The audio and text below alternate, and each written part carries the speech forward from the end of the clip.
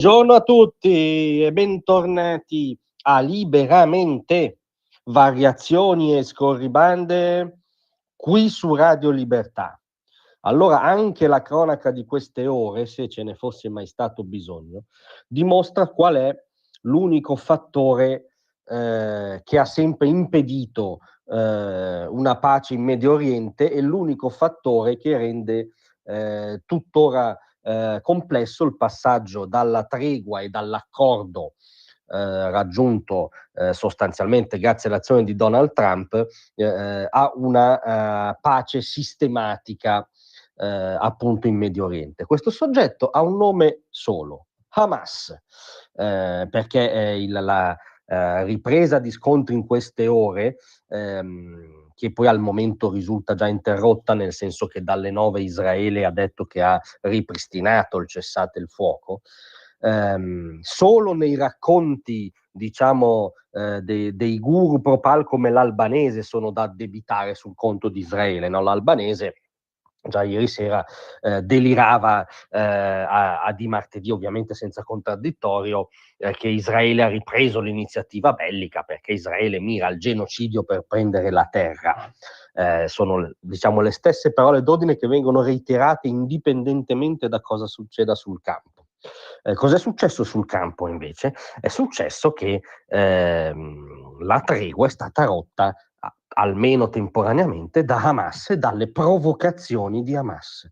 Anzitutto Hamas ha realizzato una cosa che va oltre ogni barbarie immaginabile, cioè ha restituito i resti di un ostaggio il cui corpo in realtà era già stato restituito, violando proprio il rispetto minimo che esiste in ogni guerra che oppone qualunque nemico dalla notte dei tempi, no? Il rispetto dei defunti, il rispetto del corpo privo di vita, il rispetto del dolore delle famiglie che viene amplificato per l'ennesima volta, ma d'altronde questo è Hamas, cioè Hamas è un movimento terroristico nazi-islamico che punta alla distruzione dello Stato degli ebrei per statuto, che ne dica l'albanese, che lo presenta come una ONG arcobaleno sostanzialmente.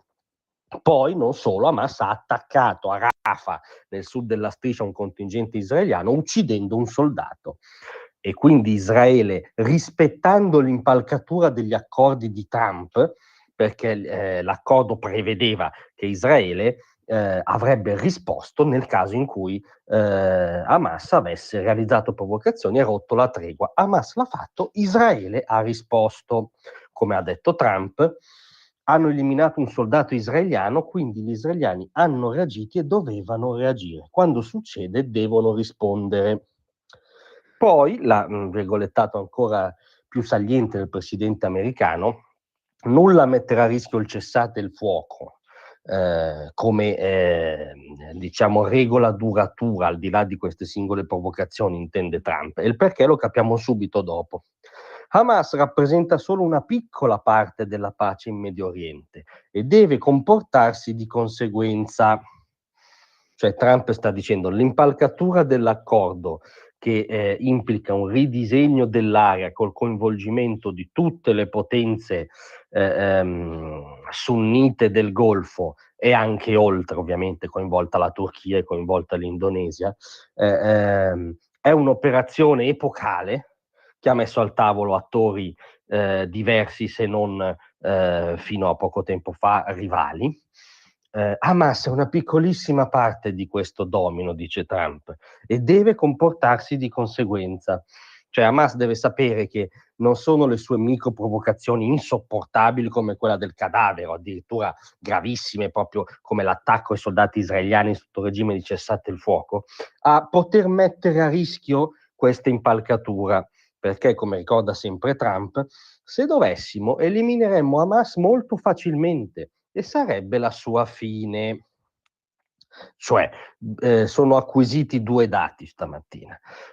La minaccia alla pace in Medio Oriente è ancora costituito da quel che resta di questa banda di terroristi nazi islamici avvezza a sequestrare, uccidere, torturare civili. Ma questa banda in realtà non può dare le carte a lungo termine, perché malissimo che vada con una semplificazione, ci penseranno le potenze arabe a farla finita con Hamas, perché l'accordo che implica il ridisegno dell'area e il coinvolgimento anche fattivo dei paesi sunniti del Golfo nella ricostruzione di Gaza non può essere minato nella sua prospettiva da Hamas. Hamas ha di fronte un bivio, può continuare queste azioni di provocazione e di rottura dei patti, innescando prima o poi la reazione definitiva israeliana, oppure può adeguarsi all'ineluttabile e come dire, mettere in salvo le vite dei suoi caporioni finché sono in tempo. La ulteriore certezza è che l'unica minaccia alla pace era, ma per fortuna non sarà Hamas. Grazie a tutti, vi aspetto stasera alle 18.